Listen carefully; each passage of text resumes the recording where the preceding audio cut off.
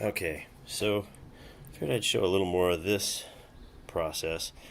This right here is my mold, or going to be my mold for a ring. There's a skull ring in there that I need to replicate in wax. So I've stuck it in the bottom of a cup with some clay. There's my little runner. And on the table I've got a couple examples of other things that I've done with this same method in plastic. But I've got the smooth on platinum this time. So it's going to be like a light blue instead of a purple. Here's the part A. This is pretty thick stuff. The part A, it's kind of like pouring what I feel like it would be like to pour marshmallow. Here's the part B. It's a little thinner. So basically I've already measured these out. Got a little Sharpie mark on the side of my cup. So now I mix them.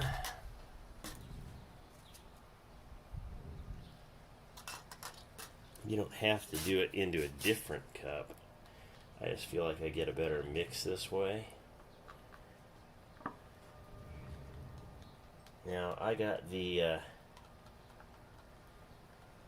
30 series. I think that's what it's called. So it's got a longer pot time, meaning that from the time I start mixing this stuff and playing with it until it starts to cure, that's what pot time is. So basically I could play with this a little bit more and be sure I've got it mixed the way I want to.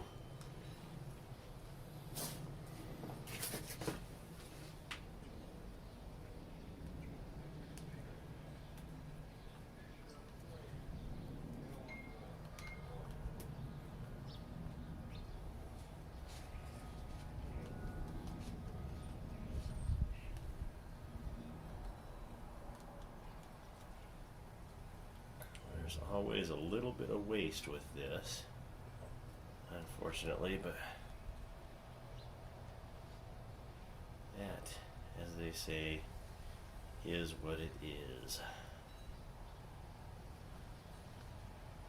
So I'm trying to get this stuff all out of here.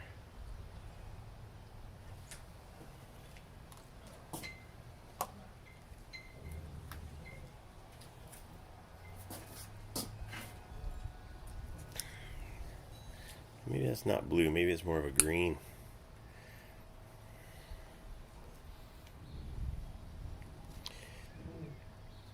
On the camera it looks blue, but in real life it looks green to me.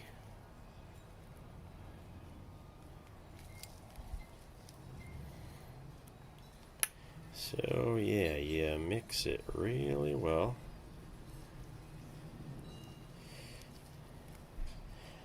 Trying to mix the two parts, part A and part B,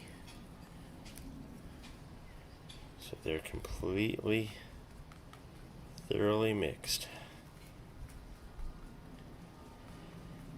But you don't want air bubbles also, which you might do better with just one butter knife instead of two.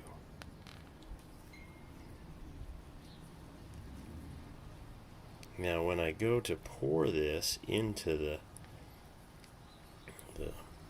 flask here, I'm going to pour a high, thin stream. So that is, I'm going to keep this up high.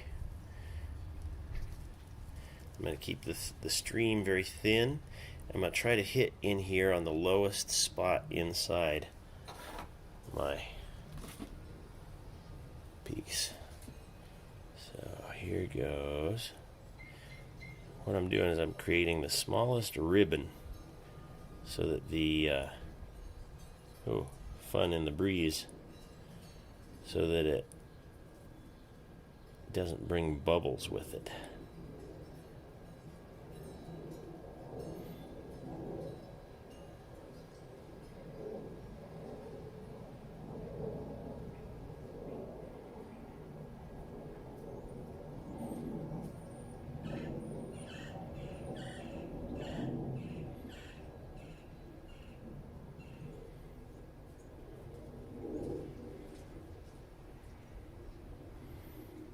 and I made way too much. But that's okay. It'll just mean my mold will be a little thicker. It'll stand up to a little bit more use and abuse.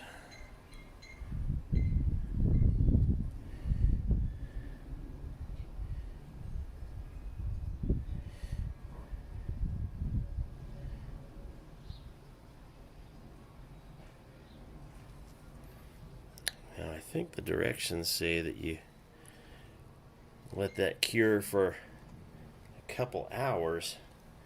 I've actually got time. I don't need it right now. So I'm going to let it cure for about a day. And through the magic of editing, we'll see what that looks like. But here's how it looks like right now. And we'll see what we come up with. Okay, just wanted to show you how that project turned out. What I've done here, this is actually where I went and cut that piece. So you can see that's how it was, but it was just a little too thick. So I removed that bottom material. Now here's my two-piece mold. Now this second piece I actually dyed with a little bit of coloring, just so the pieces would be a little bit separate.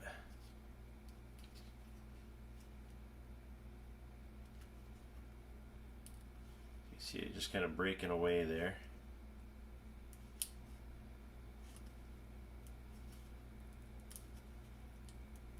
Now this is just a technique that I have. I pour these in little plastic cups because they're cheap and I can change them however I want. You can see on that one I cut the bottom of it out so that I could pour into there to make a second part for that top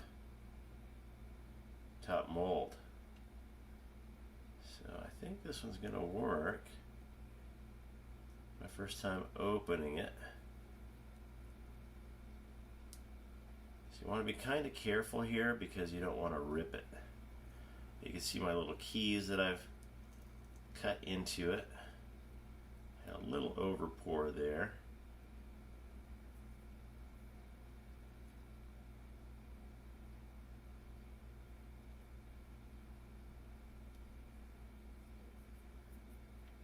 That's all right. Right here, okay, right here you'll see I have a little bit of clay still in there, and I did that so that I would have a spot to fill it with wax, a little sprue, and then because I want to make this exact ring in wax. How am I going to do that? If I could get this off of here in one piece. See, it's real thin in the top, so I want to be very careful here that I don't tear it.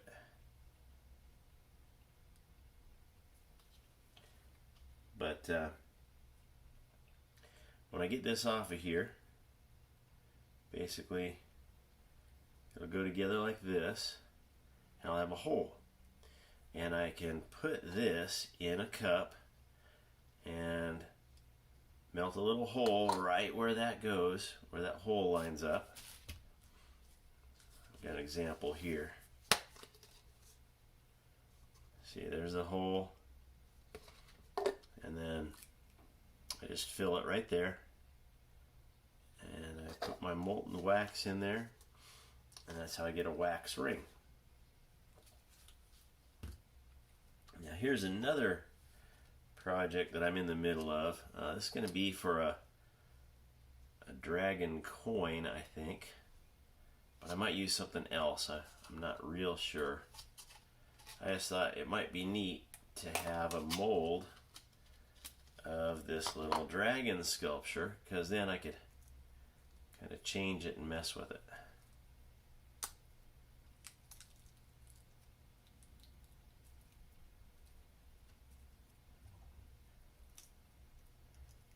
And it looks like that's sticking a little bit too.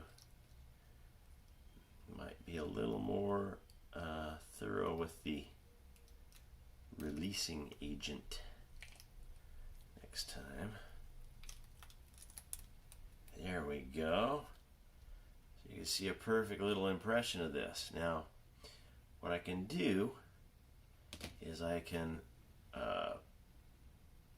fill this with plastic or wax and then change it when I'm done. So anyway, this here is my little two-piece mold. The ring is still in there. I'm gonna work very carefully off camera to be sure that comes out of there without tearing in the top.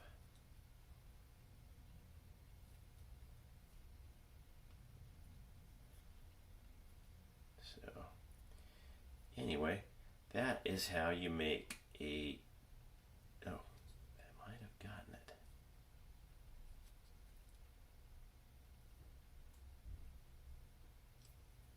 Yeah, it's slowly coming out of there.